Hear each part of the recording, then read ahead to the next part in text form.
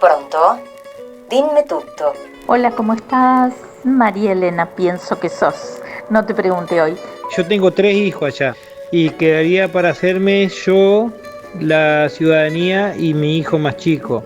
Actas de defunción de mi abuelo, ¿sirve esto? Tengo creo todos los papeles de mi abuelo italiano. Bueno, ya me dieron la ciudadanía al fin, con un quilombo detrás. Tengo entendido, tendría que consultarlo, pero estoy casi seguro de que es mi bisabuelo el que vino a Italia. Bienvenidas y bienvenidos a Dimmi tutto, el podcast de ciudadanía, inmigración y cultura italiana, donde nos metemos de lleno en todo lo que tenés que saber para obtener tu ciudadanía italiana, desmistificando el proceso, sacando las dudas y conectando con nuestras raíces italianas de la mejor manera. Soy María Elena Troncoso Giorgis, abogada ítalo-argentina, especialista en ciudadanía italiana, y te invito a que te pongas cómodo, cómoda, porque hoy vamos a recorrer juntos este camino que nos lleva directo a nuestra herencia italiana. A nuestra herencia italiana, a nuestra herencia italiana.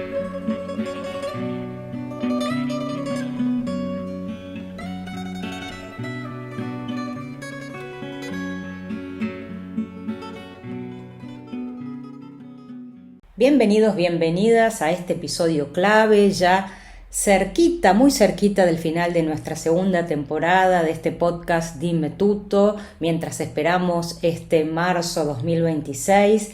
Y este episodio tiene que ver con una noticia que circuló en los últimos días, en este mes de febrero, y se relaciona con la sentencia del Tribunal de Palermo, que fue firmada por la doctoresa Carmela Carana, aplicando el temido decreto ley 36 y su ley 74 para rechazar parte de un reconocimiento de ciudadanía italiana. En el capítulo les voy a explicar muy bien de qué se trata y por qué hablo de el otorgamiento de la ciudadanía en parte. Pero muchos han sentido que este es como una especie de golpe final, el muro que detiene el sueño del pasaporte italiano. Quiero ante todo que bajemos el tono de ese pánico y subamos el tono del análisis, de la escucha. Como siempre les digo, sobre todo está escrito en mi libro Ciudadanía Italiana Urgente, en el derecho italiano una sentencia no es una ley. Simplemente podríamos verla como una fotografía de una defensa específica en un momento histórico determinado. Lo que ocurrió en Palermo no es el fin del ius sanguinis, es el testimonio de una estrategia fallida. El miedo surge entonces cuando no entendemos el por qué se rechazó gran parte de los pedidos de ciudadanía en esta causa, y hoy vamos a diseccionar en este capítulo este documento para que tu carpeta no corra la misma suerte. Entonces, ¿estamos listos? ¿Cinturones apretados? ¿Capuchino en mano? ¡Arrancamos! Y la pregunta que todos pueden hacerse hoy es: ¿es la sentencia de Palermo el precedente que va a cerrar todos los juicios iniciados bajo la Ley 74?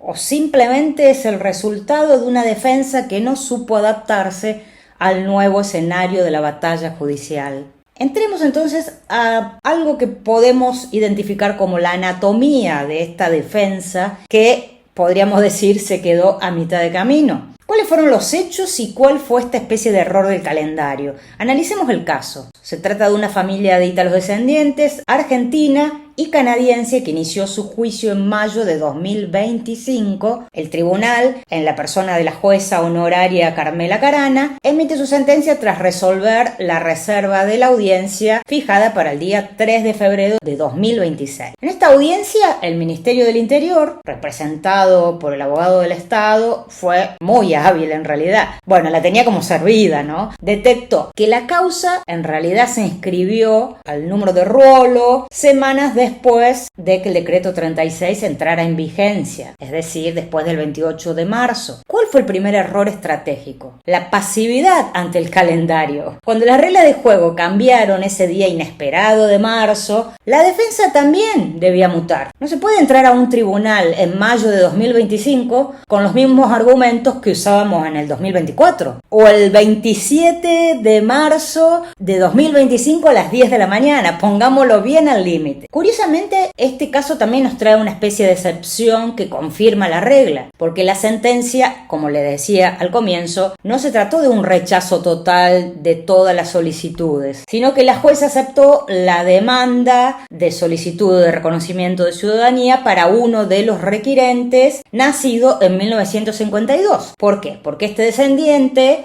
se trataba de un descendiente en segundo grado, es decir, nieto de quien fundara el linaje sanguíneo italiano o que era la avo. Esto nos da una herramienta también de resistencia, porque la propia jueza confirma que incluso bajo la ley restrictiva 74, los hijos y nietos de italianos nacidos fuera del territorio italiano siguen teniendo este derecho blindado por la letra C de la ley 74. Esto no es un detalle menor, es la prueba de que el derecho de sangre sigue vivo en las venas de los descendientes más directos, por lo menos. Es como un modo de asegurarnos por lo menos algo. En este caso nos aseguramos que al menos quien era nieto o quien es nieto pudo obtener la ciudadanía. Eso está firme. ¿Qué pasa con la cuestión de la inconstitucionalidad? Aquí llegamos al núcleo de la deficiencia de la defensa. Al leer la sentencia, ¿qué descubre uno? Como una especie de vacío absoluto, porque contrario a todos los recursos que se vienen comentando desde el 28 de marzo, por lo menos los que son más conocidos y en los que venimos trabajando, en esta sentencia descubrimos que no hay indicios de que la abogada defensora haya planteado la inconstitucionalidad de la nueva ley en ningún momento. Sucede que ante una ley ordinaria italiana que intenta asfixiar un derecho constitucional, como es este que estamos analizando, el abogado debe obligar al juez italiano a mirar hacia arriba, hacia la Constitución italiana. Porque si el abogado no pide la remisión a la Corte Constitucional, el juez se siente cómodo siendo una especie de autómata que solo aplica lo que dice el decreto, lo que dice la ley 74. En Palermo, la defensa permitió que la jueza jugara directamente con las reglas nuevas del gobierno sin desafiar la legitimidad de esas reglas. Porque en Italia el juez de motu propio no puede solicitar la inconstitucionalidad de una norma, porque no fue planteada en la defensa esta duda, la duda del derecho aplicable respecto del proceso en el que está trabajando. Además hay otro apartado también interesante y digno de poner en detalle: la prueba de vida administrativa. Además, la jueza Carana rechaza a los bisnietos porque, según sus palabras, no se tiene prueba, porque no se aporta en la defensa las pruebas de que hubieran intentado gestionar la ciudadanía por vía administrativa antes del plazo límite. Este es un error de manual en la preparación de la carpeta. Hoy la prueba de la ciudadanía no son solo las actas, en general ya lo sabemos, es la evidencia de tu diligencia. Si el abogado no adjuntó, por ejemplo, los correos al consulado, las capturas de pantalla de la falta de turnos, del prenótame o los telegramas enviados antes del 28 de marzo de 2025, le dejó el camino libre a la jueza para decir: usted no lo intentó a tiempo. Frente a todo esto, o por lo menos en relación a los aspectos generales y fallidos de esta defensa, que son la causa del rechazo de la mayoría de los solicitantes en el Tribunal de Palermo, frente a todo esto, ¿qué respondemos a los que hoy tienen miedo? Primero, Palermo es una lección, no es una sentencia de muerte. Se perdió porque no se atacó la ley de frente y porque faltó la documentación de respaldo administrativo. Segundo, tu estrategia, a vos que me estás escuchando ahora, es tu escudo. Si tu abogado está planeando la inconstitucionalidad y ha documentado la mora del Estado, los intentos fallidos de obtener un turno ante el Estado italiano, tu caso es diametralmente opuesto al de Palermo. Tercero, el riesgo financiero está también controlado, porque un detalle hermoso de esta sentencia es que la jueza no multó a los demandantes que perdieron este juicio o a los que no se le otorgó el reconocimiento con costas, reconociendo la novedad de la materia. Esto significa que el sistema judicial aún ve estos casos como un territorio de debate legítimo, lo cual no solo es bueno en el sentido que lo plantea como un caso abierto en el que todavía se está trabajando y que aún no se ha cristalizado finalmente su norma, sino que también es un hermoso antecedente frente a otros tribunales que ordenen pagar costas en el caso de rechazar alguna ciudadanía italiana, sirve de antecedente Palermo. No somos números de expedientes, somos ciudadanos defendiendo la historia de nuestra familia. La ley nunca duerme, pero nosotros con este análisis estamos más despiertos que nunca. Y para cerrar este 10º episodio, quiero que se lleven una idea grabada a fuego. La sentencia de Palermo no es una derrota del derecho de sangre, es el síntoma de una defensa que no evolucionó al ritmo de la crisis, no estuvo a la altura. En mi libro Ciudadanía Italiana Urgente, publicado en Amazon, siempre sostengo que la ley nunca duerme, pero nosotros hoy seguimos más despiertos que nunca. Y si sos bisnieto o tataranieto, tu camino en realidad no está cerrado por esta causa de Palermo, simplemente es una llamada muy importante de atención que requiere, en un caso similar como todos los que se están iniciando después de marzo del año pasado, una metodología de resistencia mucho más sofisticada. Ya no basta con ser descendiente, hoy hay que ser un ciudadano activo que documenta la mora del Estado y que no tiene miedo de llevar la pelea hasta las cortes superiores. No hay que permitir que el miedo paralice tu carpeta. Usa toda esta información, como lo vengo diciendo episodio tras episodio,